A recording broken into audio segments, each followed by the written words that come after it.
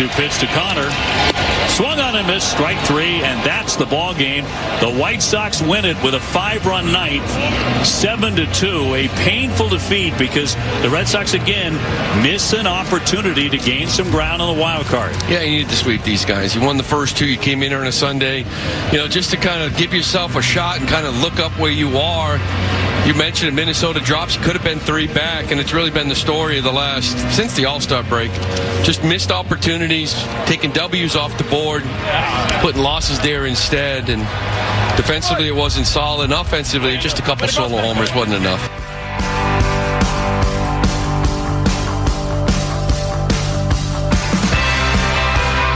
All right, here's my question today on the Baseball Hour. And I know many of you did not watch the Red Sox yesterday. Football season is here, NFL football in particular. That's going to consume your Sundays. Patriots had a fabulous performance. I shouldn't say fabulous. That's a little strong. Solid performance against the Cincinnati Bengals to kick off the Gerard Mayo era. All of that's good stuff. Meanwhile, the Red Sox lost to the Chicago White Sox at Fenway Park. And as Lou Merloni told you there in Dave O'Brien, the Red Sox could have swept the series against the White Sox. And because the Minnesota Twins lost, the Red Sox could be 3 games out today. 3 with 19 to go. 3 games out with 19 to go. That is the reality of the math. Let me ask all of you a question, and then I'm going to get to some of the particulars. 4 games out with 19 to go or 3 games out with 19 to go? Which would you rather have? It's not a trick question. Jimmy Stewart? The lesser games out. Of course, 3, right? And if I told you that the Red Sox were 3 out after going into the series against the White Sox when they were 5 out, you'd say, oh, that's pretty good. That means whoever you're chasing lost a couple of games over the weekend while you're playing the White Sox, and you might be back in it, or at least on the cusp of being in it. And at the very least, is it worth playing out? So this to me is a sort of one of the real key things that I say over and over and over again. Anytime we start talking about a team that is sort of on the cusp of being eliminated from playoff contention, and what, frankly, is what faces many teams, most teams, every year. At some point, you get to a stage or reach a stage where you have to decide, do I keep playing or do I start putting the emphasis on other things? When the Red Sox went into the weekend, they started putting emphasis on other things. We talked about this Friday night with Milliken and Matt McCarthy. The Red Sox effectively released Rich Hill. They brought up a kid from AAA, and Cora said, well, we're going to start taking some looks at some people. Trevor Story also was activated from the injured list the following day. They get him out there. Raphael is going to play at second base, et cetera, et cetera. It felt like the Red Sox were starting to gear up for 2025. Then along the way, they won on Friday. They won on Saturday. In the process, they picked up a game, and they had a chance to pick up another game yesterday to get within 3. You follow me on all this? So again, let me just make it really simple. You're 5 out on Friday. By the end of the day yesterday, you had a chance to get to 3. 3. Now let me give you the particulars about the game. The Red Sox were tied with the White Sox 2-2 going into the bottom of the 8th inning yesterday at Fenway Park. 2-2 game, bottom of the 8th inning. And I don't think the Red Sox particularly knew this at the time, but the Twins were losing, and you had a chance to be within 3 if you win the game. Okay? Now, again, whether or not you believe they have a chance to make the playoffs, you have to eliminate that for a second and say you have a chance to get within 3 games with 19 to play. That is the decision that faced Alex Cora and the Red Sox late yesterday at Fenway Park. When the Red Sox came to bat in the bottom of the 8th inning, in a tie game, there were 2 relievers up in the bullpen. Zach Kelly, and Kenley Jansen. The Red Sox did not score. Once you get to the ninth inning, however, in a tie game at home, you can't win via a save anymore. Okay, generally speaking, I think everyone knows this, but just to make it clear, once you get to the ninth inning in a tie game at home, you cannot record a save. Cannot be done. You have to score no matter what happens to win the game, in which case, whoever's on the mound becomes the winning pitcher. You follow me?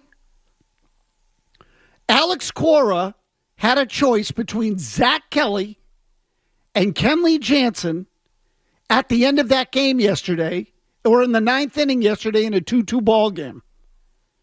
Jimmy Stewart, who did he land on? Zach Kelly. He chose Zach Kelly over Kenley Jansen. He was asked after the game why Jansen did not come in to pitch, when the fact of the matter is the Red Sox needed the game either way. Whether it's a save situation or not, they need the game. Cora brings in Zach Kelly. The White Sox tee off and score 5 runs. They win the game 7-2. Kenley Jansen never pitches, and now instead of being potentially 3 out with 19 to go, you're 4 out with 19 to go. Lou Merloni called it a missed opportunity, which is true. But I focus on the decision to bring in Zach Kelly instead of Kenley Jansen. Cora was asked after the game. Both pitchers were up warming in the bottom of the 8th. Both were warming up.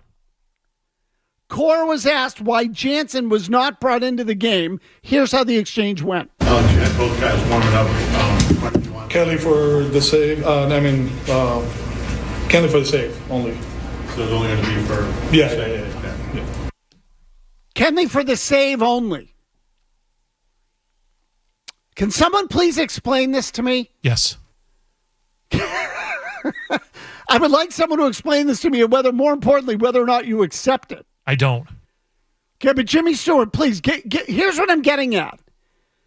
Why do I feel like the Red Sox have quit? Because they have. Why do I feel like the Red Sox have quit? And that's a long buildup to get to that question. Why do I feel like Alex Cora quit on the team yesterday at Fenway Park? Or Kenley Jansen quit on the team yesterday at Fenway Park? The latter. Why do I feel that way? Because he's only in it for the save stat, and that's it. And that's why he didn't come into the game. I mean, this is one that should go right up your backside if you still think that the Red Sox have a chance. Jimmy, tell me why. Why does it go up your backside? Because the Red Sox are still in it, and you have a closer who I feel like has communicated to the manager that he's only coming in to stat hump. He's only coming in to get saves now. And that's why Cora didn't go to him in the top of the inning for a win or a loss, and Jensen's only coming in for saves now. So you put this on the pitcher. I put it on the pitcher going to Cora and being like, hey, if we've put up the white flag and Rich Hill is now gone, then I'm just doing this for numbers now. I got free agency coming up. I'd like to pitch a little bit longer in the big leagues, so I just want to run up my save total. I'm telling you, I think that this has not gotten a lot of coverage for obvious reasons, that most people think the Red Sox are out of it or they're not going to get into the playoffs. You may be right. But mathematically speaking, they could have been out 3 games with 19 to play going into a series with the Baltimore Orioles that starts tonight at Fenway Park. Down 3 with 19 to go. And again, let me remind you, you'd have been 3 behind the Minnesota Twins, and you still have 3 games left with the Twins. You still have 3 left. I say this all the time. Play it out. Play it out. Can you just play it out and see what happens? No. What if you get hot? What if they don't? What if the Tigers start spinning? There's a million possibilities. We've seen it 1,000 times that crazy crap happens in the final few weeks of a baseball season. How many times have we seen it? September 2011. So explain to me how, in a 2-2 game, with every game potentially deciding the outcome of your season, and some of which you've already lost, you have a chance to bring in your best reliever or Zach Kelly. And every time Zach Kelly gets in there in a key spot, it feels to me like he throws up on himself. So how am I supposed to believe that the Red Sox want to make the playoffs when either the manager or the closer or both wouldn't put the closer into the game in the ninth inning of a tie game against the worst team in the majors and one of the worst teams in modern civilization, if not the worst? Can someone please explain to me how that is not getting more attention coming out of Fenway Park over the weekend? And I know the answer if your answer is football, but how is that not getting more attention in terms of the baseball media or the baseball followers? You couldn't bring the guy into the game because he didn't want to pitch in a non-save situation? A tie game doesn't qualify as important enough? A tie game late in the year to win, to get to 3 out in the playoff race. It had to be a save situation to use the closer. Kenley Jansen pitched on Saturday, but that was only one day. He didn't pitch on consecutive days. You could have used him yesterday. He'd be off tonight. You might get your ass kicked by the Orioles tonight. Who knows? You will. I am flabbergasted by this. Flabbergasted. You've got to be kidding me. Tie game at home. He's warming in the bullpen, but you'll only bring him in if it's a save situation? That's quitting. I'm sorry, that's quitting. 617-779-0985. We'll take your calls on anything and everything about the Red Sox, where they're headed. You want to talk big picture, we can do that. And very interesting tweet by Bob Nightingale over the weekend concerning what has happened to the Red Sox and the Phillies since the Red Sox fired Dave Dombrowski and the Phillies acquired him. The numbers are not going to surprise you. We'll do that when we...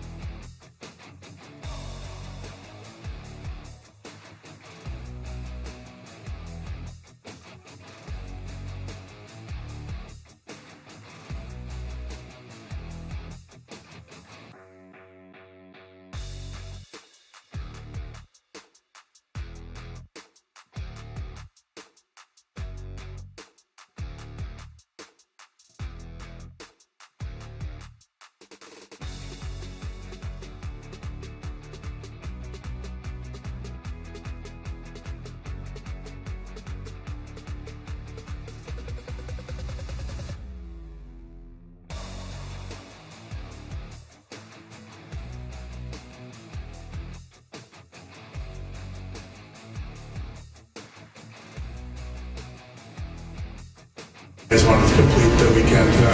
How tough it is not to be able to get that big. We didn't do much today, offensively. They put the ball in play, found some holes. Obviously, the ninth inning that happened, but offensively, we didn't do much. We had some traffic at one point, right? First and second, no outs. Second and third, no outs, and we didn't score. So, tough one.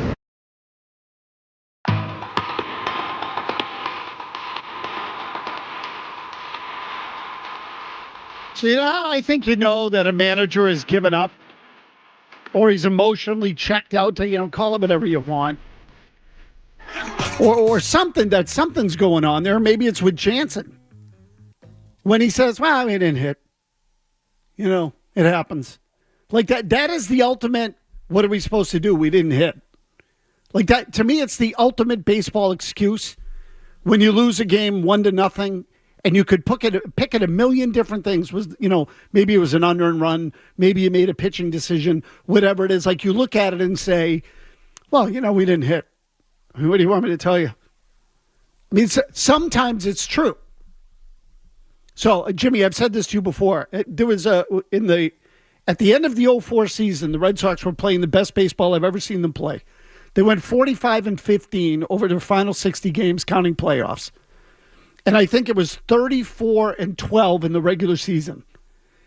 They were a machine down the stretch. A machine. They were winning all kinds of games. They were mauling people. They lost. One of the games that they lost was in Toronto. The Jays used to have a left-hander named Ted Lilly. Ted Lilly that night was unhittable. Unhittable. He would have beaten anybody. He had 13 strikeouts, something like that. And my point being, some nights the other pitcher is so good, you lose. That's it. It's the way it goes. But the next night you start hitting again, you win again. Okay, like that happens. You're playing the White Sox. We didn't hit.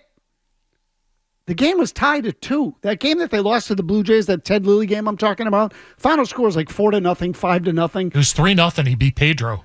Okay, 3-0. Thank you. Okay, so he shut him out. He was great. Did he have 13 strikeouts in the game? Do you have the box score? Stand by. I want to say it was like 13 strikeouts. Might have been 15. But 13 strikeouts, 2 walks. Okay, so he was dynamite in that game. And that Red Sox lineup was stacked. Okay, he was dynamite. So, but the point being, you get the idea. Some nights you just get beat. This was a 2-2 game going into the 9th against the White Sox. The White Sox, who find ways to lose. Kenley Jansen doesn't come into that game. How the hell does that happen? I need a good explanation for that one. Something beyond, well, he was only coming in a save situation when, once you get to the 9th, he's not going to pitch if the game's tied. So let me get this straight. Tie game against the White Sox going into the 9th inning. Because you're not ahead in the 9th, Kenley Jansen's not going to pitch in the game. Accurate. That's the most ridiculous thing I've ever heard. Your best reliever is not going to pitch in the game going into the 9th. Going into the 9th because it's no longer a save situation. Well, let's just throw Zach Kelly out there and let him get his face kicked in. By the way, Jansen in non-save situations sucks. It's atrocious. But Zach Kelly in save situations, meaning i.e. under pressure, also sucks. So you tell me, which one would you rather have in the game? The guy who has pitched in big games and can get people out, or the guy who sucks anytime you put him in a pressure spot? Brian in Swampscott is on line 1. Brian, what do you got? Jimmy. Mazz, thanks for keeping up the intensity, man. I'm in my car driving home. I'm yelling at Cora through the radio. 2 cars go through a stop sign. I'm yelling at everybody. I don't care. This situation, have you seen the stat where the White Sox had lost the last 20 games that starter freely pitched yesterday? Correct. And the other thing I had was, what do you think the plan is long-term with Trevor Story? Are you assuming that Meyer is going to be ready to come up next year? What can they do with him? Would anybody want to trade for him, or what do they do? What's the plan? Okay, so look, regarding Trevor Story, I think if Trevor Story's here, Trevor Story's going to play shortstop. Meyer's not ready to come up to the big leagues. Those kids just got promoted to AAA, and he's been hurt. So they've shut him down for the end of the year. I'm not sure he ever even got into a single game at AAA. I don't think he did. So Meyer's not going to be with the club to start the year. And you say, well, what if he has a great spring training? I don't think it matters because I don't think spring training really matters. So I don't think Marcelo Meyer is playing shortstop next year. And there are a lot of people who don't believe that Marcelo Meyer is going to play shortstop in the big leagues, period. Could be another spot. So I would expect Trevor Story to be the shortstop next year. Now, who's going to finish the year at shortstop next season? I don't know. But Trevor Story, to me, it would be shocking if Trevor Story is not the shortstop of the Red Sox on opening day next year, unless, of course, he has an injury too. Likely. Which I wouldn't rule out. Kevin in Nashua. Go ahead, Kevin. Yeah, hey, Mazz, what's happening? Listen, I think the whole thing carried over. They bounced Bayo from the start yesterday to pitch him tonight. I think that the reason, and I understand your point, that it was a 2-2 game, but the mentality is that game is they felt they could get by that game with lesser, with Kelly. And because Baltimore's coming in tonight, they did not want to have to use him back-to-back. Now, I don't agree with the logic because Baltimore's in front of them. Chicago, they felt they could get away with it. He does not bring in, it has nothing to do with the save situation, in my opinion. They made a calculated choice to get by with Kelly, thinking they'd hit in the ninth. That's why I think they didn't bring him in, because of tonight's game. Baltimore, the same reason they bounced Bayo. Okay, so look, Kevin, again, I'll allow for anything. Okay, I'll allow for any scenario. Does the game tonight somehow mean more in the standings than the one yesterday? Which game was more winnable? There's two ways to look at this. Sometimes you look at games on a schedule and you say, well, this is the more winnable of the two, so we're going to have the player available for this one. Let me give you a good example. And I'm crossing sports here, which is always a no-no, but during last basketball season, the Celtics had back-to-back games. Jimmy, I don't remember where the first one was, but the second one was at Golden State. Okay, it might have been Portland and Golden State, or, it might have been those two. Maybe you can check the schedule. I'm pretty sure they had back-to-back games. Porzingis played in the first one, didn't play against Golden State. The Celtics lost the game at Golden State. So then you look at it and say, well, why the hell would they keep Porzingis out against Portland? Keep Porzingis out against Golden State. And you know what the answer is? They looked at it as 1-1 either way. So why not win the game that you know you can win? Have them play against Portland. You blow them out. And again, I think it was Portland. It was Sacramento. But it was they did blow them out 144-119. Back-to-back nights, right? Yeah. Golden State was the first night. Sacramento was the second. Okay, so he didn't play against Golden State, but he played against Sacramento on the second night. Correct. Okay, so think about that. They held him out of the Golden State game to play him against Sacramento. They could have won them both. But they chose, the point being is they managed it that way. They played him against the weaker team. The Red Sox could have done the same with Jansen. I want to know why he didn't pitch. And not just, well, we were only going to use him in a save situation. Why? Can someone ask why? Why? What's wrong with a tie game? It's more important than a save situation. Now you have to hold them scoreless. So a save situation is okay when you have the lead, but when the game is tied, it's not important enough?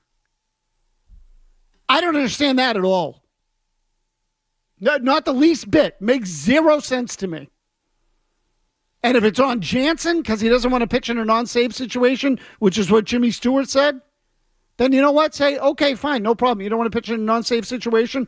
We're going to put you on the injured list. You can sit your ass down. We'll find someone else. Or dock and pay for, and now I'm getting like outrageous and looking for union grievances and everything else. But a guy's going to refuse to go into a tie game with potentially a playoff stake still in play? You can get down to 3 and he won't pitch because he can't get a save? You got to be kidding me. I want to know the whole story. I want to know what happened there. Kevin Majori's got your headlines.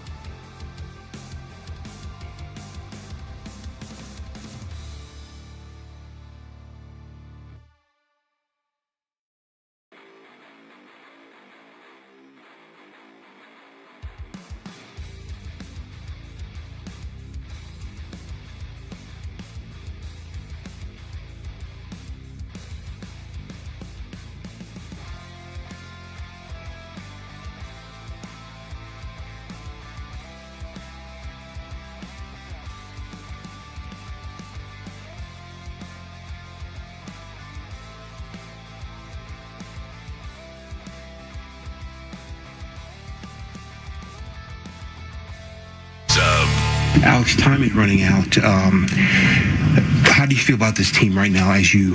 We're a 500 team. Huh? We're playing 500 baseball. I don't think that's good enough. We got to be better. We're playing 500 right now. The Royals won today. You guys, there's 22 games left. We're playing 500 baseball. Talking about the Royals and the Twins and everybody else, it doesn't matter. We're playing 500 baseball. Too much now to overcome. It's not too much, but we're playing 500 baseball.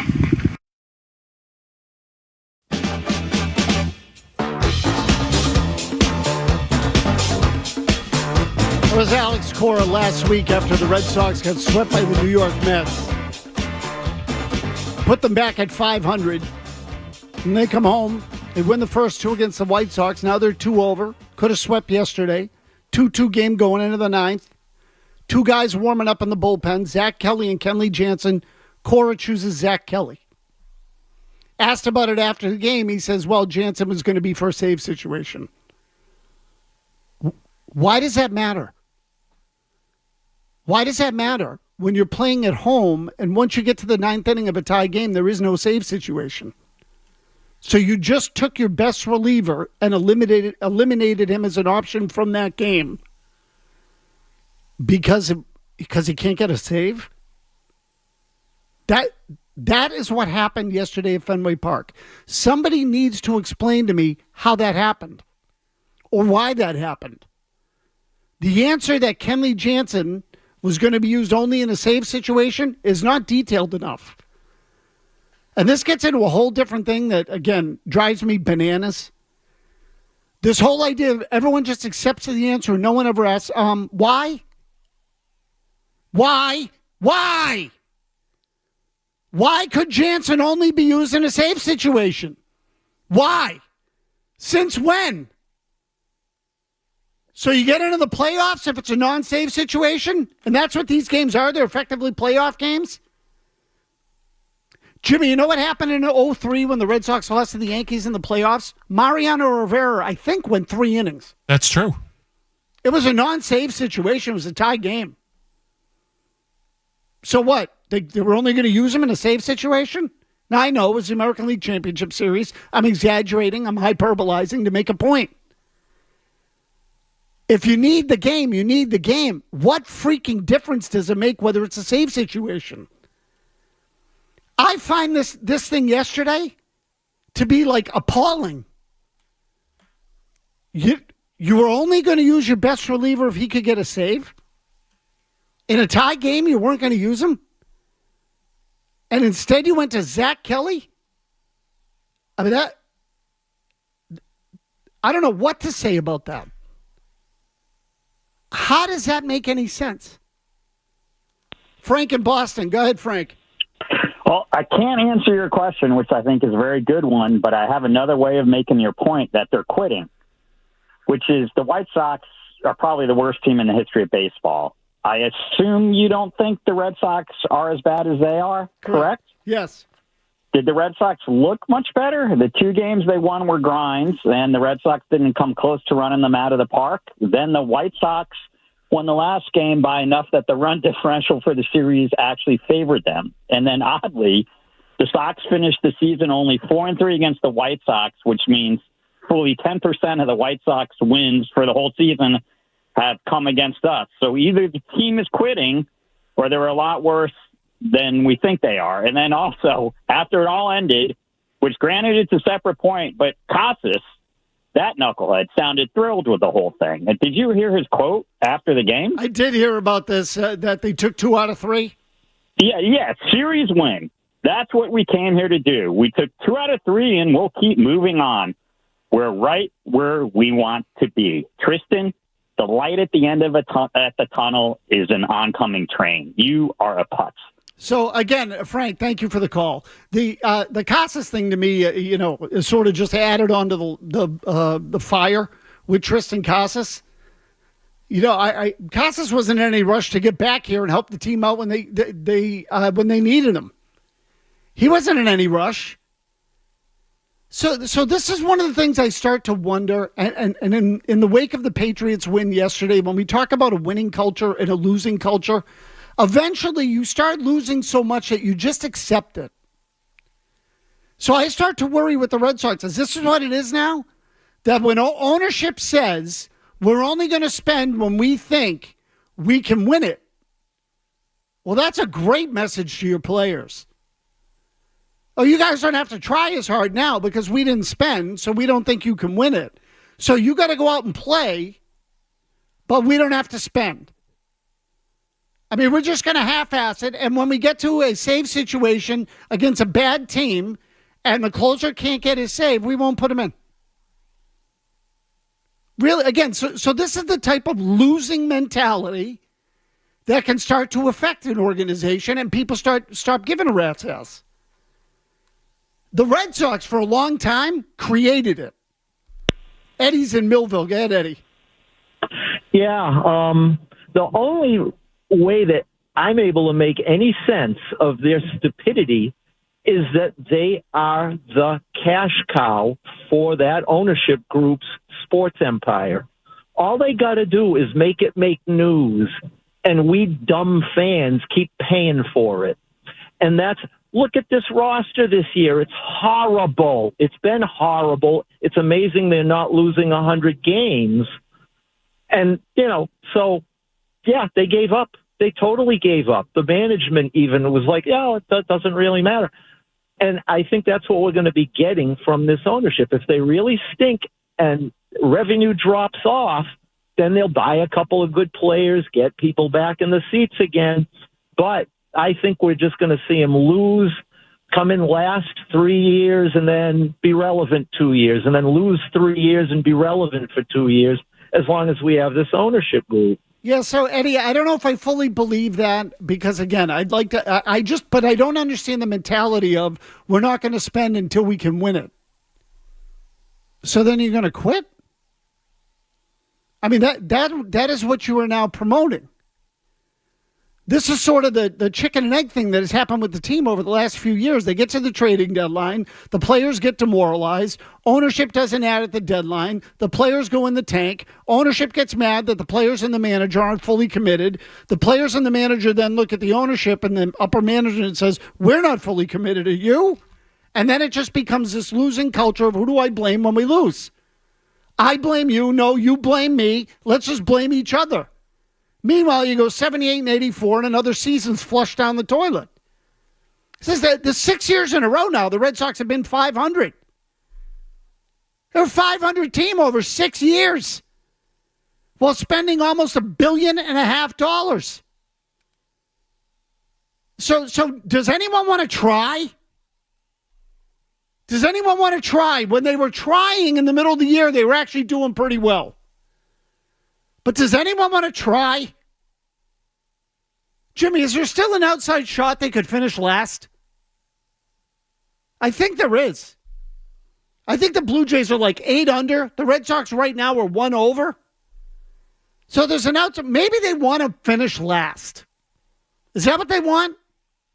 I wouldn't rule that out. So the Red Sox are 72 and 71. The Blue Jays are 68 and 76. Okay, so that is it's like 5 games. 5 and loss, column. 5 games. That's doable. Maybe I should start rooting for the Red Sox to finish last. I'm here for it. Maybe that's what we should do. Because it feels like that's what they want. They want to just tank it to the stretch? Down the stretch? They want to tank and quit? Is that what they want? Rich and Millbury. Rich, what do you got? Hey, I was just wondering, how come the Red Sox didn't hire Pedro Martinez to be their pitching coach? Yeah, he seems to be working with their pitchers in spring training and stuff. Yeah, well, and Rich, I appreciate the question. Spring training is a quick visit here and there, and then I'm out. You think Pedro wants to spend 8 months with the team and make no money? He can make. I'm sure he's making more doing, TBS. He actually is listed as a special consultant. MLB That's not Network. a pitching coach. That's somebody calls him up and says, "Hey Pedro, what do you think about the changeup? It's good." Click. Exactly right. It just doesn't involve the same level of time. So, and I don't like the way they pitch either. I've been saying that for a while. Adam and Hanson with an interesting point. Adam, go ahead. Tony, I called you in April, and I love the talk. I love the Red Sox talk. But it's just maddening. I'm 53 years old. I'm a lifelong Red Sox fan.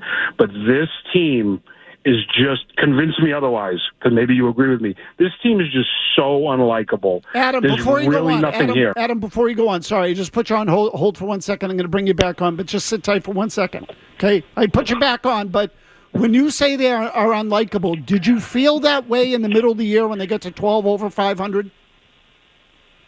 Yes, I felt that way in April. I went to the best game of the year. I'm not asking you about April. I'm saying in the middle of the year they got hot. They started playing well. They got to 12 over. Cora said, I think the way we play is sustainable. And it felt like all of a sudden they were going to be in the race. Did you dislike them then? Yes, absolutely. 100%. Why? They just, I just think that they've overblown themselves. I didn't have any confidence in them in April, July, or now. I'd love them to finish last. I was interested in Grissom and O'Neill, and both of those guys, they ended up on the IL all year. O'Neill was, 3 times, and Grissom's been out most of the year. I had no confidence in the pitching. They sold us a bill of goods that this pitching was better, and they fell apart after the All-Star break. Duran opened his mouth, flapping at fans. Yeah. Tristan Casas doesn't believe in the red seat, thinks that's a fake. And I like Connor Wong, and they don't use him every day. Okay, I got you. So the reason I asked you the question is because for a little while there, most people thought that they were likable. They played hard. They could run. The defense was shoddy. They were pitching mediocre, I guess, at that time, or a little bit better at that time. But there were stretches where they were a likable team. It was more entertaining. They were winning. It was good. It wasn't great, but it was pretty good. So the part of the reason I asked you the question is because most people that say that, when I ask them why they don't like the team, they say ownership. Well, if that's the case, you're never going to like the team. You haven't liked them for 20 years. And I know that that's a lie. Because when they were winning, most people liked them. There was a lot of celebrating about them when they were winning. But you're talking about the team now. The uniform personnel. I actually found them at stretches this year to be likable. But going back to the final game in Detroit, and someone texted me to remind me of this, Cooper Criswell was pulled with a perfect game. Then they went to the Mets and got swept. Then the White Sox come in here and they don't pitch Kenley Jansen in a non-save situation, albeit a tie game, going into the 9th inning. It feels like they've been quitting for a while. They just kind of shut it down. Because what? Because they're not swinging the bats? And you don't think you can win 2-1, which the numbers support? But even so, crazier things have happened. So you're just going to say, everybody, you know what? We're tired. Young guys have put on a lot of innings. We're going to shut it down. Let's shut it down. I mean, I don't encourage you to do one thing or another as a fan, but I can tell you this, when you talk about the revenue streams with the Red Sox and everything else, the TV ratings at best this year got to about 3.5 for a little while. Now they're back down to 2. Because the team feels like they're quitting and the fans are quitting with them. Fans have been quitting for a while. Can't say I blame them. And the team sort of sets the tone on that one. So the team quits, the fans quit. Pretty much works that way. We'll wrap it up when we come back.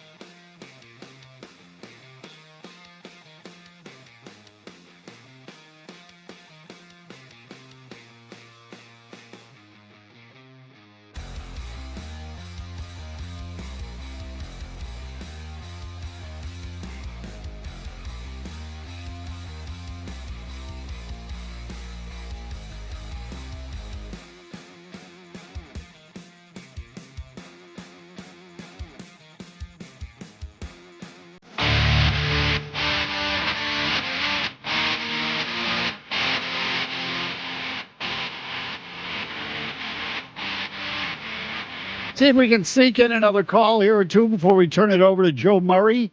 Brendan in Boston. Brendan, what do you got?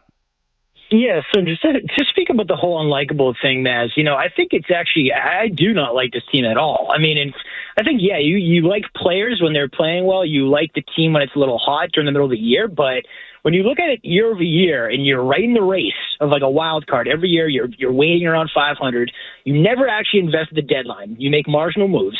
Then even the ownership, the offseason, you sign Lucas freaking Giolito for $20 million. Okay, but Brendan, right? Brendan, get to the point. What's the point? But here's my thing, Matt. Okay, well, you're right. You're not going to invest and use Kenley Jansen again. You need to win in September. Then at what point are you just going to call up the kids and punt, officially? Yep. Just punt them. Yep. Yeah, sorry, I let you go because I want to get another call in.